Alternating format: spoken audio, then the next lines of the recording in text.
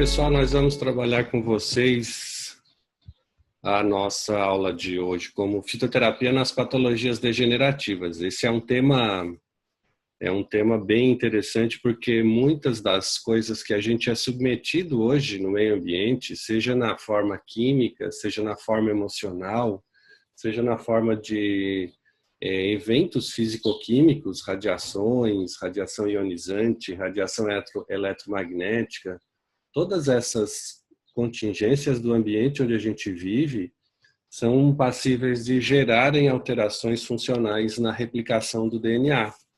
E essas modificações do DNA podem gerar eventos oncológicos a partir da disrupção, do desbloqueio de oncogenes.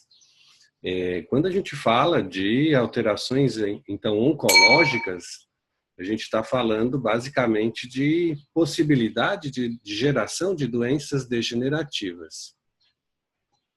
Então, a ideia de começarmos a trabalhar aqui com vocês a fitoterapia no processo de controle dessas patologias é exatamente conhecer um pouquinho melhor sobre o que é doença degenerativa, como a gente pode prevenir, quais são os mecanismos relacionados ao desenvolvimento oncogênico e a prevenção desses processos, que é o mais bacana da fitoterapia, a possibilidade de nós estarmos controlando os mecanismos que podem gerar a disrupção dos oncogenes e, portanto, a geração de processos oncológicos, né?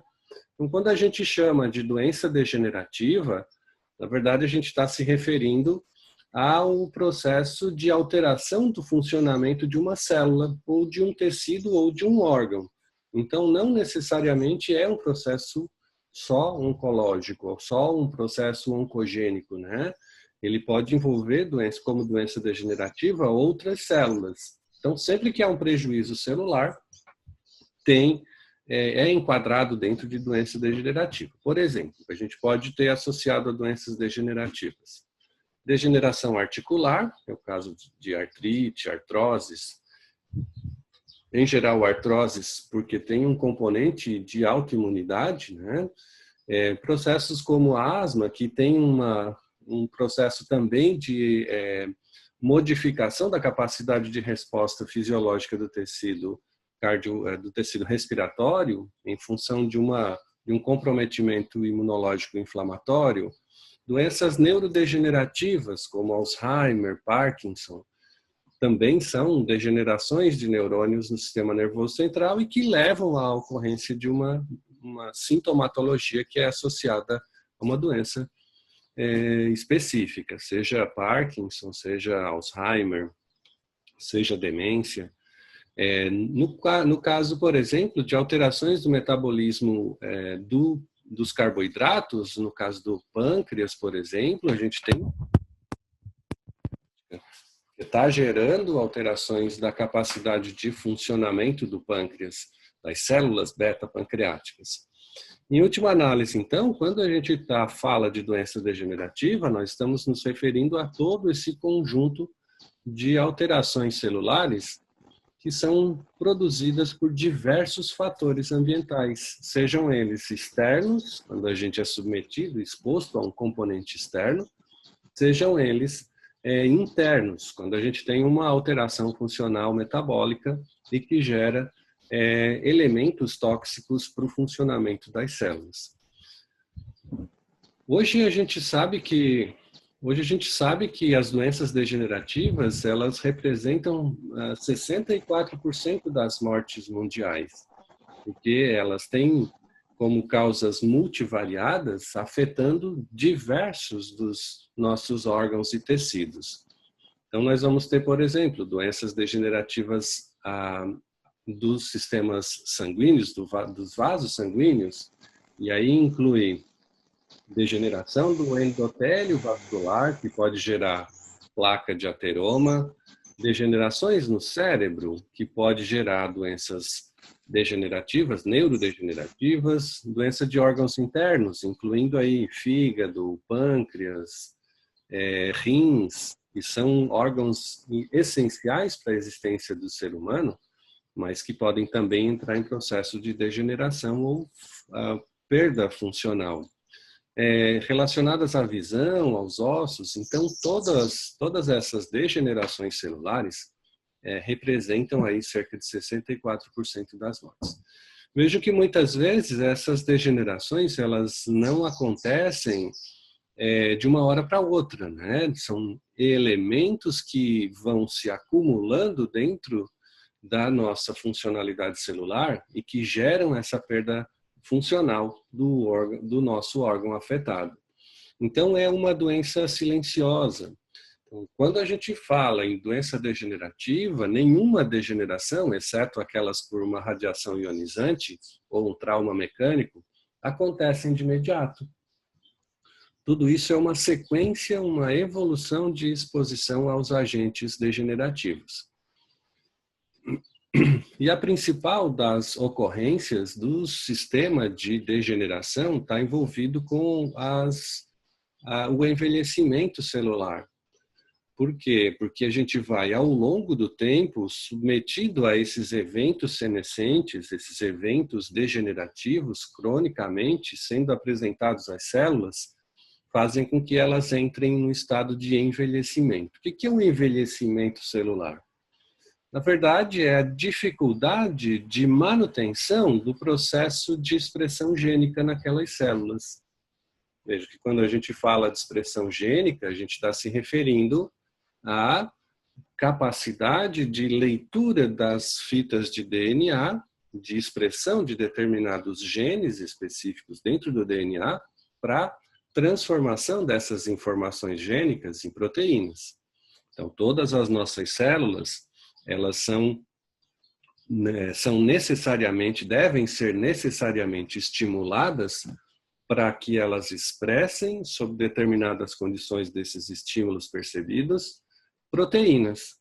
Então, todas as proteínas que são expressas recompõem a funcionalidade dessas células. Então, vejam que quando a gente fala de envelhecimento e de doenças degenerativas, a gente tem que lembrar, obviamente, da senescência celular. Senescência celular que é esse processo de alteração, o envelhecimento dos seres vivos que reduz a capacidade, o ritmo de divisão celular. Diminui também a capacidade de metabolização das células para geração de energia. E o processo, então, de senescência celular acontece irreversivelmente e invariavelmente em todos nós. Então, todos nós estamos envelhecendo nesse minuto, nesse momento. A cada segundo que passa, as nossas células vão perdendo a capacidade de repor a sua condição proteica celular. Então, a senescência celular está na gênese de todos os processos relacionados ao envelhecimento corporal. Então, se nós quisermos manter uma saúde plena com o envelhecimento, apesar de ele estar presente nas nossas vidas, nós precisamos cuidar no contexto celular para prevenir essas senescências. E hoje a gente tem já uma série de substâncias chamadas de senolíticos. São substâncias capazes de impedir a evolução dos processos de senescência. A gente sempre tem um equilíbrio dinâmico entre o envelhecimento e a morte das células e a reposição de novas células no lugar. Isso acontece a todo momento também no nosso corpo. É assim com a pele, por exemplo, que dura 30, 35 dias, 40 dias, a epiderme se renova a cada 30 a 40 dias. A gente tem as células de transporte, as hemácias, por exemplo, 48 horas, 72 horas. Depois elas precisam ser retiradas de circulação porque elas perdem a sua função. Elas entram num processo de senescência muito rápido. A gente tem outras células mais perenes, mais longevas, que são as células neuronais, por exemplo. Os neurônios, a gente nasce com eles e eles não se reproduzem, pelo menos em teoria. pelo menos a teoria aceita até atualmente, né? Eles não se reproduzem, eles mantêm a sua estrutura e, eventualmente, eles entram no processo de degeneração. Mas eles têm uma vida muito longa, exatamente por causa da sua função, né? Então, eles são essenciais, eles mantêm uma integridade fisiológica por muito mais tempo. Então, vejam que todo esse processo de geração de eventos de senescência celular pode acelerar o processo de envelhecimento. E a gente vai ver algumas condições excepcionalmente que aumentam muito a geração de senescências celulares. Bom, com o acúmulo dessas senescências, nós temos a geração de modificações do funcionamento fisiológico, do processo natural de resposta das nossas células e dos nossos sistemas bioquímicos para a geração de uma funcionalidade adequada à anatomia daquele órgão que está sendo submetido ao evento senescente. Então, sempre que a gente tem um evento de acúmulo de senescências, a gente gera envelhecimento corporal.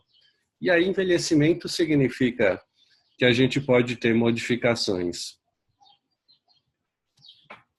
Significa que a gente pode ter modificações na funcionalidade dos tecidos. Por exemplo, na pele começa a ter perda de flexibilidade, perda de elasticidade. No pâncreas, a dificuldade de secreção de insulina. No rim, a falta de capacidade de filtração glomerular, reduz a filtração glomerular. No fígado, a gente tem um quadro de redução da capacidade metabólica do fígado, o acúmulo de toxinas. Tudo isso pode estar sendo, então, gerado a partir de eventos senescentes. Olha, que interessante isso a gente saber, porque quando a gente fala de uma retirada das células que não estão aptas a cumprirem o seu papel fisiológico, a gente imediatamente lembra que elas têm que ser substituídas por outras células, né? Nesse processo de envelhecimento corporal. Só que com o acúmulo das senescências, as células antigas que deveriam entrar no processo de apoptose, de retirada do ambiente por involução, por degeneração, por digestão endotelial proteica, nós vamos perceber agora que as novas células que são geradas a partir dessas células antigas, elas vão acumulando essas modificações de DNA.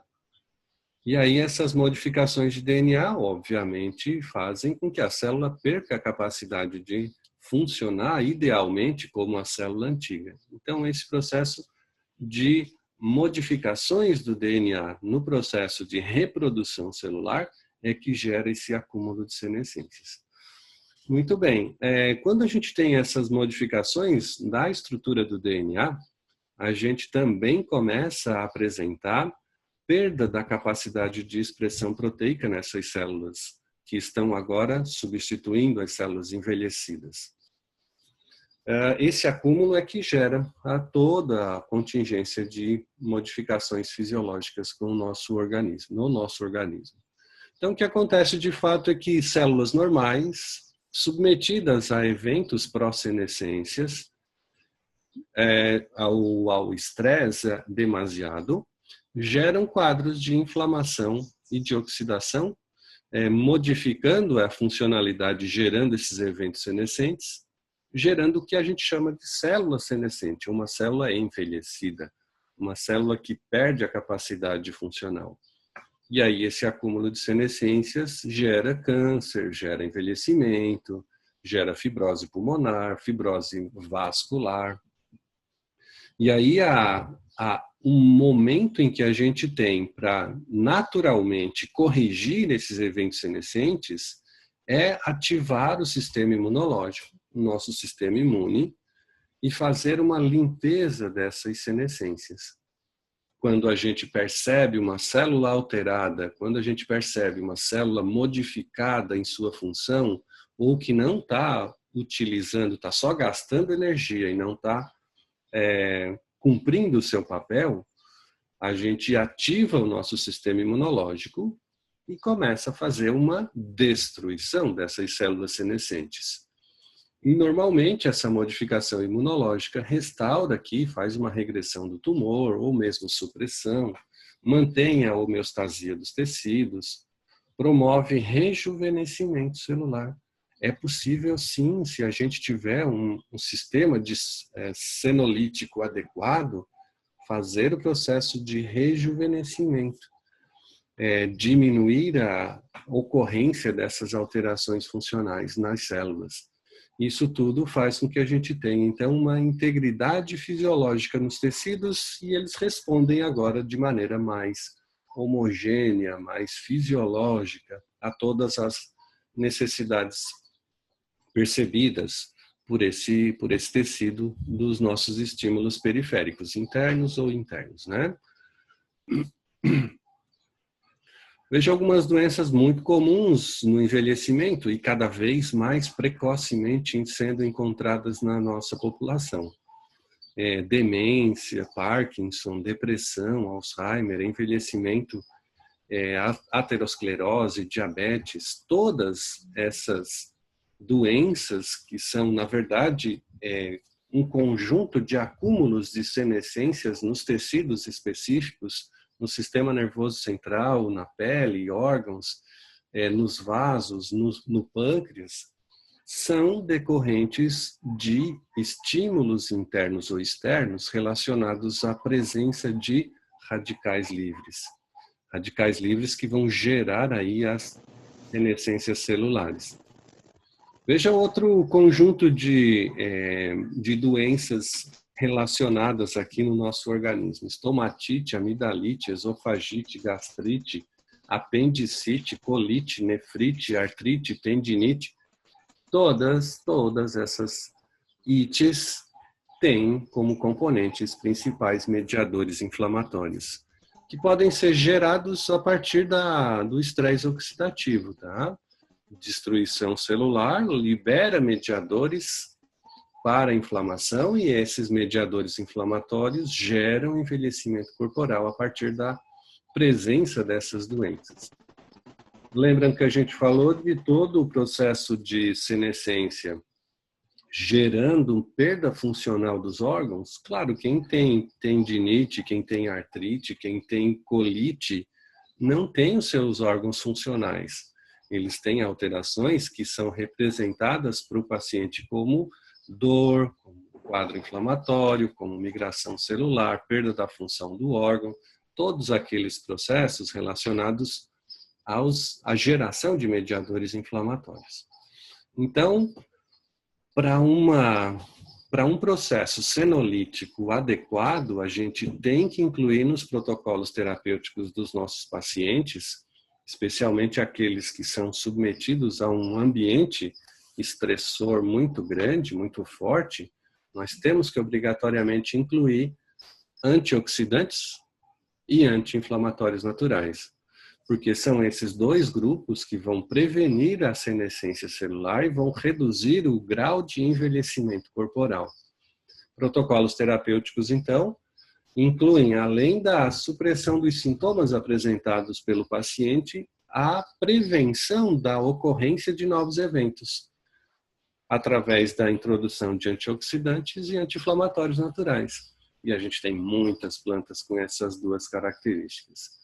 E quando a gente entra em fatores de riscos relacionados a esses quadros inflamatórios, a gente pode ter desde fatores genéticos que predispõem à ocorrência de determinadas alterações senescentes nas células, até fatores epigenéticos, que são modificações do ambiente pericelular ou intracelular, capazes de gerar essas alterações na capacidade de resposta celular do indivíduo, na expressão de proteínas desses indivíduos.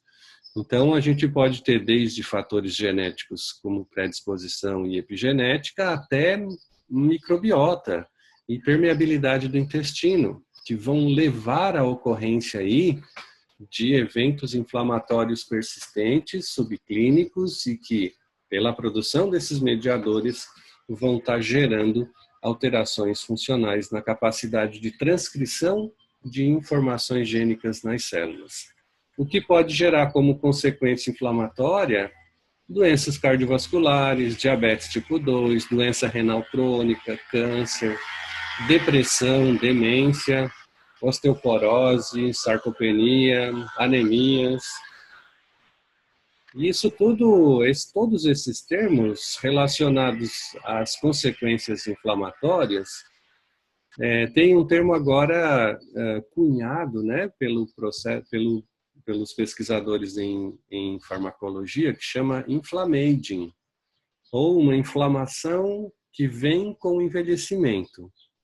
Então, à medida que vai aumentando o grau de comprometimento da funcionalidade celular por acúmulo de senescências e um acúmulo de mediadores pró-inflamatórios no sangue e tecidos, vai gerando esses quadros relacionados, então, a inflammaging. E a gente sabe que todas as respostas fisiológicas celulares no nosso organismo, todas as células, elas precisam de nutrição, né?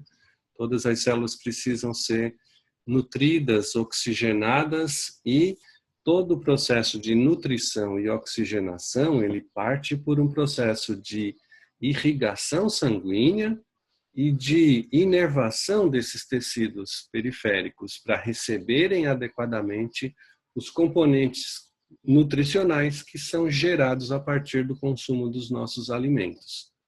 Então, vejam bem, quando a gente fala em nutrição celular, para que a célula possa resistir aos eventos senescentes, manter a sua funcionalidade celular, a gente precisa lembrar de que todas as reposições, todas as peças bioquímicas de reposição dessas células, elas acontecem a partir do consumo de alimentos. Alimentos que são convertidos nas suas respectivas unidades nutricionais, e todas essas unidades nutricionais, aminoácidos a partir das proteínas, glicose, frutose e galactose a partir dos carboidratos, ácidos graxos, fosfolipídios e colesterol a partir das gorduras que a gente consome, e todos os metabólitos vegetais que são consumidos também diariamente a partir das verduras, dos legumes, e que são parte integrante das nossas dietas antioxidantes e anti-inflamatórias. Então, estimular o paciente a ter um consumo nutricional adequado, associado a componentes do metabolismo vegetal que possam prevenir a ocorrência dessas senescências, é garantir uma longevidade saudável. É prevenir a ocorrência de doenças. E é aí nesse contexto que eu acho que nós entramos com uma capacidade de mudar a vida desses nossos pacientes muito diretamente. Porque não só a gente vai tratar as queixas principais desses pacientes, mas a gente vai, com essa conduta, com essa visão integrativa, prevenir a ocorrência e o surgimento de novos eventos de degeneração. Então, esse vai ser o nosso foco no tratamento e na prevenção de doenças degenerativas. Vamos imaginar o nosso sistema de nutrição celular, a partir então de todos os metabólitos e unidades nutricionais que são consumidas. Eles vão ser distribuídos através da corrente sanguínea, depois da sua absorção intestinal. Então, nesse primeiro momento aqui, se nós não tivermos uma capacidade de absorção e de permeabilidade intestinal adequada para que essas unidades nutricionais possam ser efetivamente absorvidas, nós não teremos a nutrição celular adequada. Acho que é interessante também que, se a gente não tiver um sistema de transporte dessas unidades bioquímicas de reposição pela corrente sanguínea, se a gente não difundir esses elementos nesse espaço intersticial, que é o espaço que tem entre a irrigação sanguínea e as células, se todo esse tecido intersticial tiver obstruído de alguma maneira, por componentes oxidativos, por componentes inflamatórios, por restos de proteínas de degradação da própria estrutura do tecido, ou por metais pesados, ou por agrotóxicos que se acumulam nesse interstício celular. Quanto mais poluído tiver esse ambiente extracelular, pior vai ser a nutrição celular e pior vai ser a capacidade dessas células de responderem adequadamente às suas necessidades fisiológicas. Os processos de modificação da funcionalidade e geração de uma resposta eficaz vai ser diminuída. Vejam que também todo esse processo de nutrição precisa acontecer não só ao nível de chegada desses nutrientes até as células, mas também de capacidade de captação dessas unidades nutricionais para dentro das células. Isso é interessante porque todas as células, para serem nutridas, elas precisam apresentar aqui na sua superfície celular proteínas responsáveis pelo transporte dessas moléculas para dentro da célula. Se chama de proteínas transportadoras. São proteínas transportadoras que, como toda proteína, pode ser muito facilmente oxidada. Olha que curioso, significa que se a gente tiver um consumo de elementos pró-oxidativos, esses elementos vão até as nossas células e oxidam essas proteínas transportadoras. E aí a oxidação é como enferrujar um prego e aí querer que ele resista à mesma tração mecânica de um prego sem o processo de oxidação. Muda quando a gente tem esse processo de oxidação, muda a capacidade funcional dessas proteínas de transporte e começa a gerar subnutrição celular. A subnutrição celular significa que ela vai ter uma frequência de eventos senescentes muitas vezes maiores. Então é preciso sim que a gente mantenha a integridade funcional dos transportes nutricionais para dentro da célula para garantia do processo de produção de energia e de resposta fisiológica. Um dos principais mecanismos de transporte que a célula necessita imediatamente para a sua sobrevivência é a proteína transportadora de glicose, que é necessário, obviamente, para a captação de glicose a partir da corrente sanguínea para dentro da célula, para que aqui nas mitocôndrias essa glicose possa ser convertida em ATP, porque é o ATP que gera todas as respostas para as células. A produção de energia para todas as respostas fisiológicas depende obrigatoriamente da produção de ATP. E aí vejam, se a gente tem um processo de oxidação muito intenso sendo gerado no organismo, e o organismo apresenta proteínas transportadoras na superfície celular, proteínas transportadoras de glicose, GLUT, e esses radicais livres oxidam a GLUT, a gente vai precisar de muito mais glicose circulante para chegar a uma pequena fração a ser absorvida pela célula, o que mantém níveis basais de energia muito baixos. Veja que é interessante também que, para que essa GLUT seja expressa na superfície das células, ela precisa da ativação de um receptor de insulina. Significa, então, se a gente tem muito estresse oxidativo circulante, muitos radicais livres circulantes, ou muitos radicais livres no exterior da célula e oxidação desses receptores dessas proteínas transportadoras de glicose, o pâncreas vai precisar trabalhar muito mais, secretar muito mais insulina, para que a insulina estimule a expressão de GLUT e, com isso, nós tenhamos um efeito de restabelecer a nutrição de glicose para a célula para que ela produza mais ATP. Então, sempre que a gente tem um aumento do estresse oxidativo, a gente vai ter um aumento da atividade pancreática e um aumento da secreção de insulina. Curiosamente, receptor de insulina também é proteína e também pode ser oxidado. E essa oxidação gera perda funcional da capacidade de resposta fisiológica. Então, a gente tem agora um aumento de toda a necessidade de produção de glúten e de receptores de insulina e de secreção de insulina, o que faz com que a célula entre num processo de autofagia. Porque ela vai aumentar tanto seu esforço fisiológico que vai começar a gerar ela própria radicais livres nesse processo de oxidação. E aí ela entra num processo de autodestruição, autodigestão, porque ela percebe que pela diminuição da capacidade de produção de energia mediada pelos radicais livres, ela própria não se sente produtiva naquele tecido em que ela está inserida. E ela entra, então, no processo de involução pela ativação de proteínas caspases. E aí a gente tem uma redução da funcionalidade ainda maior desse tecido. Então, todas as doenças são decorrentes da perda funcional da capacidade dessas células.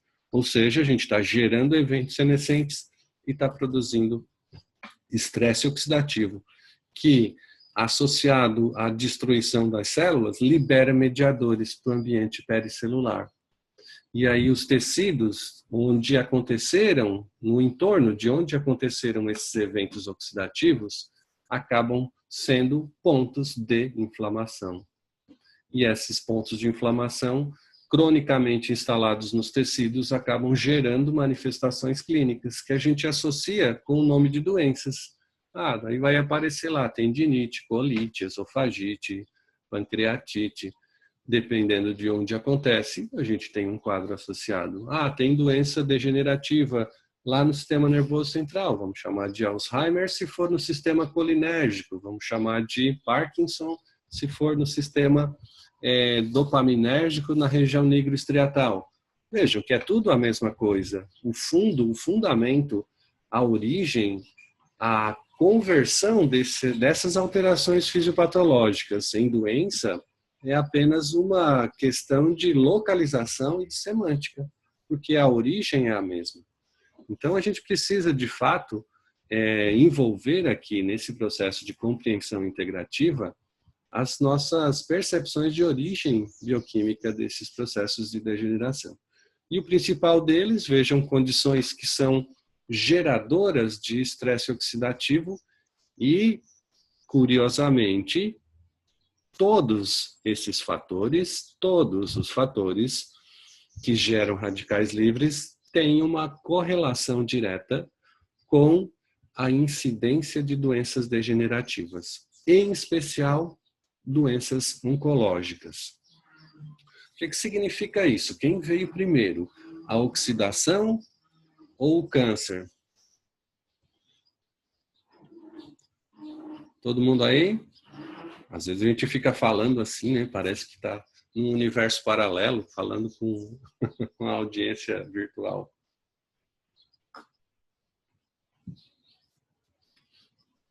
Mas só para a gente entender, quem vem primeiro? A oxidação ou o câncer? Vamos ver alguns agentes que geram aumento da necessidade energética nas células. Radiação ionizante. A exposição à radiação ionizante. Eu não estou falando só de luz solar, tá? Aquele sol do meio-dia. Eu estou falando de radiação ionizante, qualquer uma que seja. Raio-x, radiação gama, a radiação eletromagnética, que em menor incidência, mas pela persistência de exposição, também é capaz de gerar alteração funcional ionizante nas nossas células. Alguém aí anda com o celular colado no corpo, por acaso? Alguém usa ou fica na frente da tela do computador, ou exposição à luz branca? durante algum tempo da sua vida, tudo isso são radiações capazes de persistentemente gerarem modificações funcionais na produção de radicais livres. Dieta hipercalórica. Alguém consome mais calorias do que precisa? Alguém tem uma dieta gordurosa? Em relação ao consumo de gorduras, uma dieta que tenha bastante gordura na sua comida? Alguém apresenta quadros de inflamações recorrentes, inflamações intestinais, inflamações respiratórias, articulares? Alguém é submetido ao fumo, ao álcool, ou drogas de abuso, ao consumo de vários medicamentos, contaminantes ambientais e agrotóxicos, metais pesados, agrotóxicos que vêm junto com os alimentos que a gente consome todo dia e que a gente pensa que tira eles dos alimentos quando passa na água, né? Eles são, a grande maioria são lipossolúveis, não saem na água, não tem jeito, eles ficam grudadinhos ali, se não tiver um processo de descontaminação ambiental muito forte, muito agressivo, eles continuam ali inseridos dentro das estruturas de membrana das células vegetais. Então, se não tiver um processo de descontaminação, a gente consome agrotóxicos que não são metabolizados na grande maioria das vezes pelo nosso organismo e se acumulam durante toda a nossa existência. Disruptores endócrinos, aqueles disruptores são substâncias capazes de alterar o funcionamento dos nossos eixos hormonais e que estão presentes aí em vários elementos que a gente consome diariamente nos alimentos industrializados, né? Os plásticos, de uma maneira geral, de baixa qualidade, eles secretam disruptores endócrinos que geram um aumento da necessidade energética. A gente é submetido também a eventos internos, como mutações de DNA que são geradas a partir da exposição a esses eventos. E isso começa a aparecer diretamente nas células, nas respostas celulares. Aumento da atividade das células beta-pancreáticas, por exemplo, sempre que a gente tem uma dieta hipercalórica, aumento da beta-oxidação hepática, sempre que a gente tem uma dieta gordurosa, rica em gorduras, em especial gorduras insaturadas, poliinsaturadas, doenças autoimunes que podem ser geradas a partir de modificações de radiação ionizante ou mesmo de metais pesados ou de agrotóxicos, viroses crônicas que estão presentes dentro do nosso organismo. Todas essas informações, elas têm uma correlação direta com inflamação e a geração de eventos oncogênicos. Tá? Esses eventos oncogênicos que levam à alteração funcional na expressão de DNA nas células e uma diminuição da capacidade de resposta fisiológica na expressão desses genes. Então, todos esses radicais livres podem gerar aqui superóxidos, oxigênio singlet, peróxido de hidrogênio, óxido nítrico e peroxinitrito, lipoperóxidos, que são radicais livres relacionados a lipídios, que são extremamente danosos para as membranas, e outros radicais livres que são gerados a partir desse contexto químico. Todos esses radicais geram, então, oxidação lipídica e oxidação proteica, e que leva à ocorrência de doenças degenerativas. Esses radicais também podem gerar mutação de DNA, alteração funcional na capacidade de replicação do DNA por processos de oxidação, são as causas mais frequentes de defeitos genéticos e de geração de câncer. E ainda podem gerar ruptura de membrana, levando à necrose e inflamação. Inflamação que chama as células de defesa para o local onde está acontecendo esse estresse oxidativo, o que leva à liberação de mais radicais livres mediados por essas células que migraram para esses tecidos. Células de defesa, né? Neutrófilos em especial, que produzem muitos radicais superóxidos em resposta à sua ativação. Então, a gente vai ter aqui a inflamação gerando oxidação e a oxidação gerando quadros de inflamação. oxidação e inflamação persistentes no organismo geram doenças degenerativas. Doenças degenerativas que podem evoluir para eventos de modificação e mutação de DNA, que podem gerar, então, eventos relacionados a defeitos genéticos e ao câncer. Então, é bem interessante que a gente faça essa leitura integrativa do ser humano, buscando sempre a essência, a origem dessas doenças. Veja algumas doenças relacionadas diretamente aos radicais livres, né? Pele, psoríase, queimaduras, coração, trombose, hipertrofia, sistema nervoso central, Parkinson, demência, articulações, artrite, trato gastrointestinal, pancreatite, hepatotoxicidade, esteatose hepática, nos olhos, catarata, retinopatias, em múltiplos órgãos, e aí a gente vai ter inflamação, isquemia, radiação, câncer, envelhecimento, todos esses processos. A rede vascular, a aterosclerose, nos eritrócitos, anemia, malária, no rim, alterações em relação aos transplantes, a rejeição de transplantes, nos pulmões, asma e doenças respiratórias agudas. Uma curiosidade que, por que a gente está falando tanto de radicais livres, né? Porque a gente vai chegar na base, na gênese dos processos oncológicos. Então, a gente vai realmente compreender que grande parte das alterações relacionadas à origem, à gênese do câncer, tem como princípio a produção de radicais livres, tanto na pré-oncogênese, naquele período em que a célula está mudando, quanto no pós-mutação, onde a célula tumoral, pelo consumo de energia, ela própria passa a gerar uma concentração gigantesca de radicais livres no entorno. Mas a gente vai chegar lá nesse princípio daqui a pouquinho. Os aspectos relacionados, então, bioquimicamente, à formação dos radicais livres, começam com o consumo de oxigênio. Claro, os radicais livres são também chamados de, especialmente os derivados de oxigênio, né, espécies reativas de oxigênio. Então, dependem sempre do oxigênio. O oxigênio que vem para a gente a partir da respiração. A respiração que permite as trocas gasosas na região pulmonar. E esse oxigênio que estava no ar passa para o alvéolo, do alvéolo passa para dentro da corrente sanguínea. Dentro da corrente sanguínea, ele se acopla imediatamente à hemoglobina nas hemácias. E a partir da reação de saturação com a hemoglobina, esse oxigênio é conduzido a todas as nossas células, transportado até todos os nossos tecidos.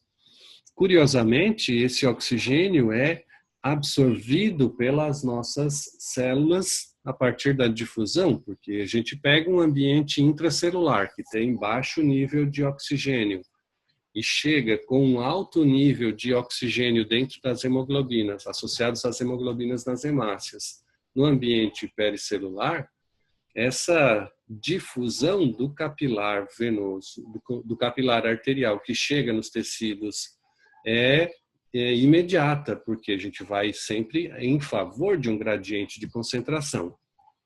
Os capilares arteriais, eles têm altos níveis de oxigênio. A célula tem baixo nível de oxigenação, porque o oxigênio vai sendo consumido à medida que ele vai entrando dentro da célula. Então, a difusão é passiva. O oxigênio difunde através do leito do vascular, passa por aquele interstício celular, se difunde através desse interstício e entra dentro da célula pelo processo de difusão passiva. Muito bem, curiosamente, quando esse oxigênio entra dentro do nosso citoplasma, ele é captado pelas mitocôndrias para a produção de uma reação chamada de cadeia respiratória. E aí a gente tem uma respiração celular. Então, a respiração celular transporta o oxigênio dentro da mitocôndria através dessas reações chamadas de cadeia respiratória até convertê-lo em água. Então, nós somos a principal unidade formadora de água do planeta, porque a gente consome oxigênio e converte em água. Professor, então eu posso virar um filtro de água, água pura? Claro, essa água vai ser usada para a hidratação das células mesmo, para constituírem o elemento de dissolução de todos os componentes celulares que a gente tem distribuídos. As proteínas, as enzimas, as organelas ficam embebidas em uma solução aquosa dentro das nossas células. Então, quanto melhor a oxigenação, também melhora a hidratação das células. Isso significa que a gente precisa ter um teor de água suficientemente grande para dissolver todas as proteínas que estão contidas dentro do citoplasma. O citoplasma da célula, aquele ambiente onde as organelas estão localizadas, eles ficam flutuando dentro dessa solução aquosa. E aí eles precisam também de uma concentração adequada de água para a funcionalidade dessas reações bioquímicas, para todas as organelas funcionarem adequadamente. Então, nós vamos encontrar aqui a produção de radicais livres em cada uma das etapas do processo de conversão da água do oxigênio em água ao longo da cadeia respiratória. Quanto maior é o consumo de oxigênio, maior a conversão de oxigênio em água, e o subproduto dessa reação é a formação de ATP, porque entra a glicose também na cadeia respiratória e essa glicose é convertida em ATP junto com essa transferência de elétrons do oxigênio. Porque é essa transferência de elétrons que gera um gradiente de concentração de prótons H+, que ativa a enzima ATP sintetase. E aí a ATP sintase, ela converte o ADP em ATP. E aí isso é que gera a concentração de ATP necessário para as células funcionarem. Então elas precisam da água e precisam do ATP que é gerado a partir da mesma cadeia respiratória. Respiração celular significa manutenção da integridade física e energética das células. Por quê? Mantém um conteúdo de hidratação celular associado a uma produção de componentes energéticos. E é isso que faz com que a gente tenha células saudáveis responsivas a todos os estímulos percebidos pelos tecidos no nosso ambiente. Veja que é curioso também que, como eu falei, cada uma das etapas da transferência de elétrons da cadeia respiratória para o oxigênio para a geração de água, em cada uma das etapas a gente pode gerar radicais livres. Por exemplo, o radical superóxido, ele já é formado na primeira etapa da conversão do oxigênio na cadeia respiratória. Então, são elementos intermediários da resposta bioquímica da conversão de oxigênio em água. Foi quase um trava-língua agora, né? Vamos lá de novo. O oxigênio, para ser convertido em água, sofre uma série de reações enzimáticas. E cada passo da reação converte o oxigênio em formas radicalares de oxigênio reativo. Vamos imaginar agora o seguinte. Eu tenho uma necessidade de produção de energia muito grande, percebida pela célula. O que é que a célula vai fazer? Aumentar o consumo de oxigênio na mitocôndria.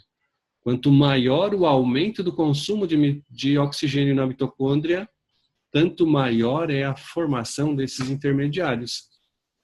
E muitas vezes a célula consome tanto o oxigênio pela cadeia respiratória para a geração do ATP, que ela deixa escapar esses radicais livres no ambiente intracelular.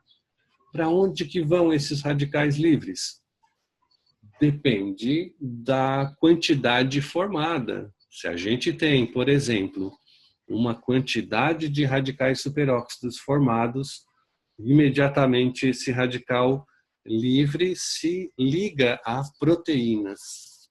onde é que eles estão sendo formados mesmo? Na mitocôndria. Então, eles já começam a oxidar proteínas das mitocôndrias. Eventualmente, eles escapam da mitocôndria e aí entram no citoplasma. Vão para onde? Para núcleo. Para o núcleo da célula, eles reagem diretamente com o DNA, e ele começa a oxidar as fitas de DNA. E essas fitas de DNA, esses genes específicos, eles passam a não oxidados, uma vez oxidados, eles passam a não expressar direito às proteínas, às quais eles têm a informação, a codificação genética para expressar. Isso significa que a célula com a oxidação de DNA começa a ter prejuízo funcional da expressão de proteínas. E dependendo do grau de comprometimento, essa diminuição na expressão de genes pode gerar o acúmulo de senescências celulares. Veja também que é interessante que algumas vezes essa oxidação gerada pelo superóxido, pelo peróxido de hidrogênio ou hidroxil, elas acabam fazendo uma modificação na característica genética da célula e que se transfere para outras células. Entre essas modificações, pode acontecer o desbloqueio de oncogenes, que são genes que foram involuídos a partir da nossa evolução antropológica porque não tinham mais função, mas que foram importantes em algum momento e que são responsáveis pela hiperproliferação celular. Ora, uma hiperproliferação celular que gera uma célula não funcional é um processo oncogênico.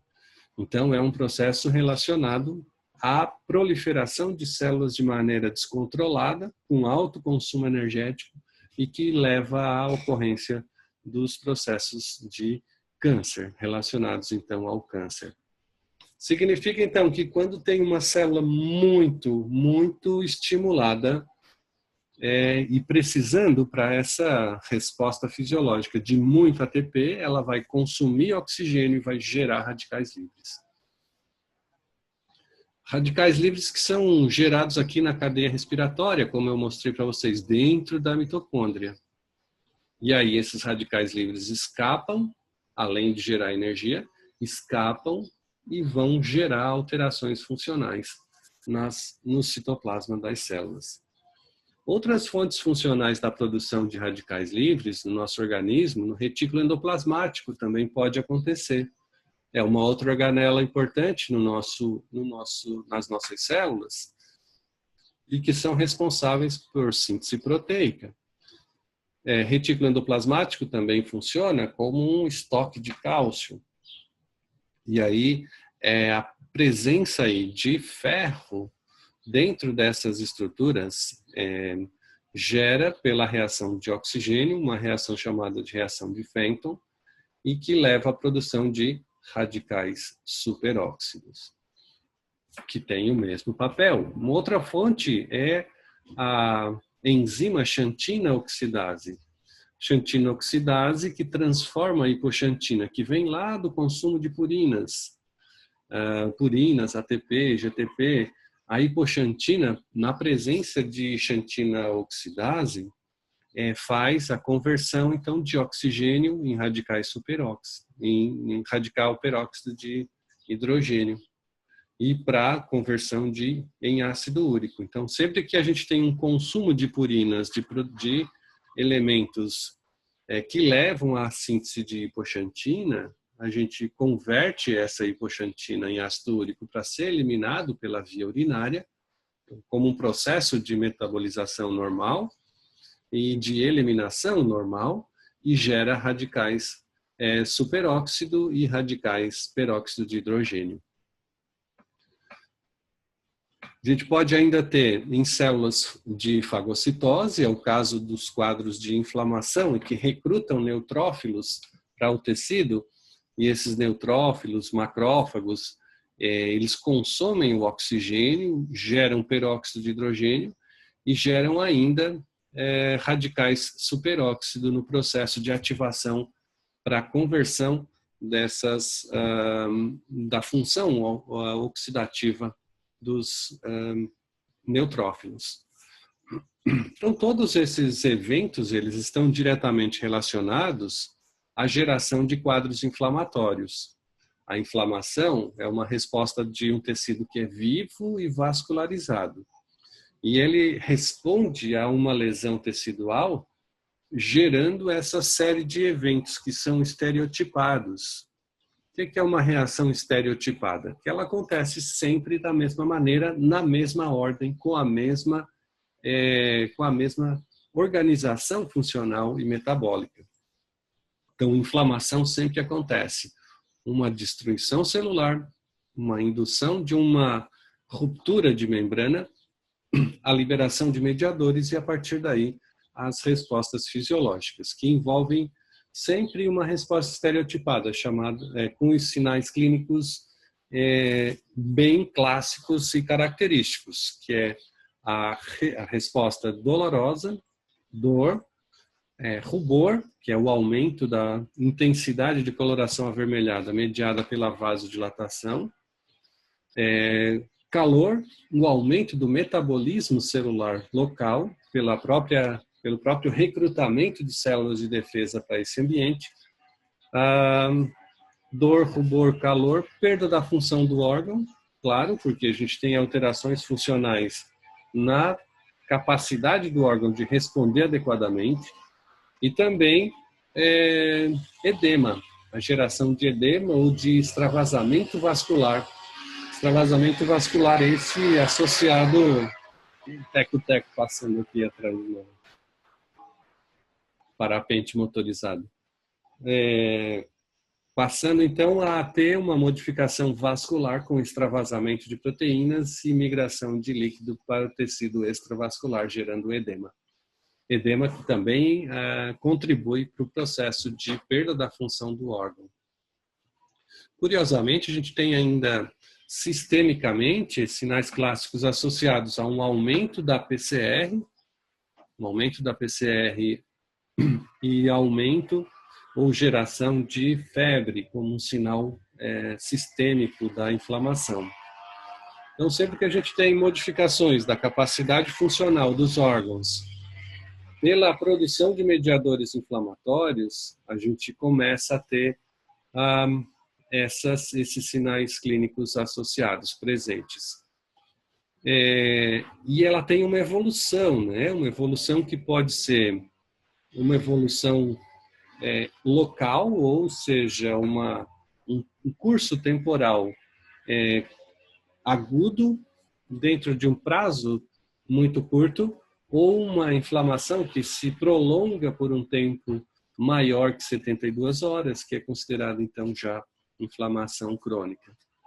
Com presença de células diferentes. No primeiro momento, a gente recruta para esse espaço inflamado, a primeira célula que migra são células de neutrófilos. Os neutrófilos, então, na inflamação aguda, devem estar aumentados. E aí, se vocês pegam, por exemplo, no hemograma, um aumento do número de neutrófilos presentes, de segmentados, neutrófilos e bastonetes, eles vão estar aumentados na fase aguda da inflamação. Quando a gente tem um processo aumentado de linfócitos, significa que aí a gente tem uma migração do quadro de inflamação aguda para uma inflamação crônica. Por quê? No primeiro momento, recruta-se essas células de defesa, os neutrófilos. Se eles não dão conta, eles fazem uma modificação, recrutando macrófagos para limparem a área que foi gerada no processo de destruição entre neutrófilo e o agente causal da inflamação. E, nesse contexto, quando os macrófagos vêm e limpam, eles começam a secretar mediadores de recrutamento para os linfócitos. Então, numa fase mais crônica, os linfócitos entram em campo para tentar resolver o processo gerador da inflamação. E aí, nesse contexto, a gente tem a modificação também de mediadores envolvidos em cada uma das fases.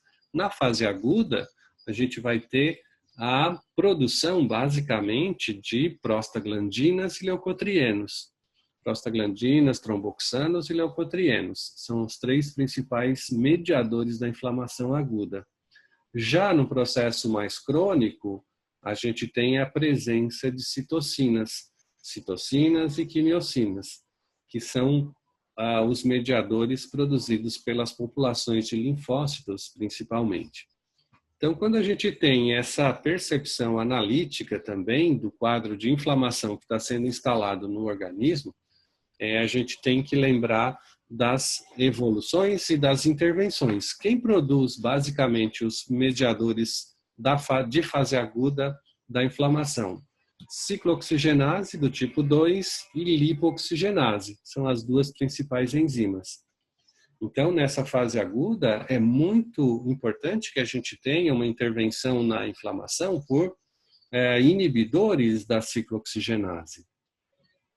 Já os mediadores de fase crônica, as citocinas e quimiocinas, são expressos, como eles são peptídeos, são expressos a partir de expressão gênica das células de defesa que migram na fase crônica, que são os linfócitos. Isso significa que a gente, para reduzir os mediadores inflamatórios que são produzidos pelos linfócitos, a gente tem que suprimir a expressão gênica de citocinas, que dependem, basicamente, de um processo de ativação via fatores de transcrição nuclear. O principal deles é o NF-κB. Então, o NF-κB, o fator de transcrição nuclear, é capaz de responder às percepções na fase mais crônica da inflamação, responder a esses fatores ambientais externos, lesão física, química ou biológica, aumentando a expressão de ciclooxigenase, mas também aumentando na fase mais aguda de COX, mais crônica de citocinas. Então, o aumento da expressão de citocinas depende basicamente da ativação de NF-κB. Então, vejam que quando a gente fala de alterações funcionais relacionadas ao quadro inflamatório, a gente está falando também de aumento da expressão de ciclooxigenase, da manutenção do processo de fase aguda, e ou da expressão de citocinas na fase mais crônica.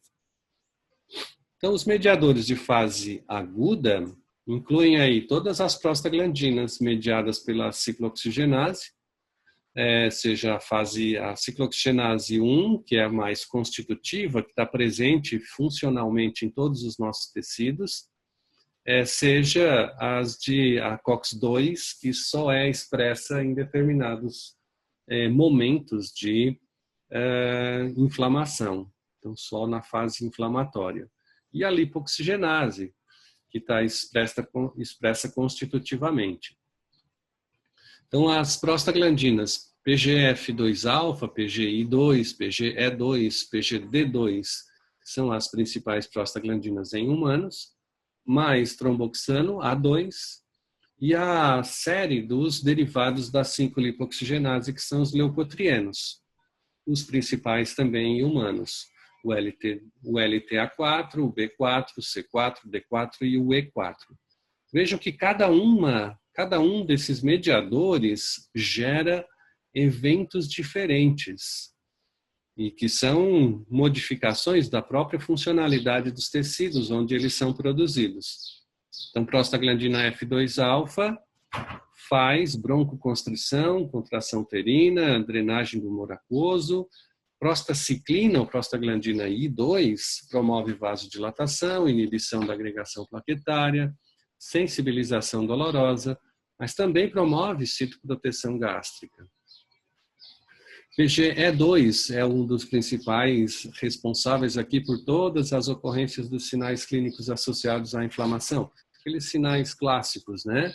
Ele promove, prostaglandina E2, vasodilatação, redução da secreção ácida gástrica, sensibilização dolorosa, contração uterina, broncodilatação e febre.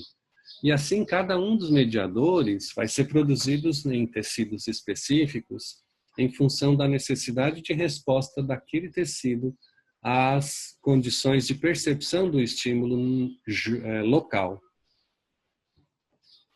Sinais clássicos da inflamação: dor, rubor, calor, edema, perda da função do órgão afetado e a febre. A evolução da inflamação gerada pela destruição celular, seja ela a inflamação gerada por destruição oxidativa, química, física ou biológica.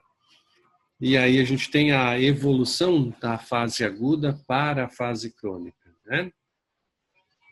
Alguns dos fatores relacionados ao dano celular gerado, então, previamente como fator desencadeante da inflamação, inclui aí os fatores físicos, trauma mecânico, lesão por corte, trauma, cirurgia, eventos químicos, presença de ácidos, bases e substâncias cáusticas, radiação UVA, UVB, raio-x, que podem gerar, então, destruição celular por radiação ionizante, danos produzidos por agentes biológicos, vírus, bactérias, todos esses agentes que geram modificações da funcionalidade celular, e aqui os nossos amigos não tão do bem, radicais livres, que geram lesão de membrana, destruição celular, ativação do NF-κB, aumento da expressão de COX-2, produção de prostaglandinas e a resposta inflamatória. A expressão de COX-2 pode estar associada na fase mais crônica também aqui, pela ativação do NF-κB, ao aumento da expressão de citocinas na fase crônica, né? Então, todas essas informações geram aqueles sinais clínicos e sintomas, tanto ao nível de tecido quanto ao nível intracelular. E olha que interessante, quando a gente tem a percepção das células de defesa, isso aqui é uma célula de defesa neutrófilo, por exemplo. O neutrófilo, quando ele reconhece, quando ele é recrutado para um local, a intenção do recrutamento desse neutrófilo é que ele possa controlar o agente que está causando aquela destruição celular no tecido. E vejam que ele apresenta na sua superfície celular um conjunto de receptores que são muito legais, chamados de TLR, ou Toll-like Receptors. Esses TLRs, eles são responsivos a determinados agentes presentes em outros ambientes, em outros indivíduos, em outras estruturas celulares, e que desencadeiam um mecanismo de ativação tanto da produção de citocinas quanto da expressão de proteínas envolvidas no processo inflamatório. Veja alguns dos ativadores dos receptores de TLR. Lipopeptídeo bacteriano, TLR1.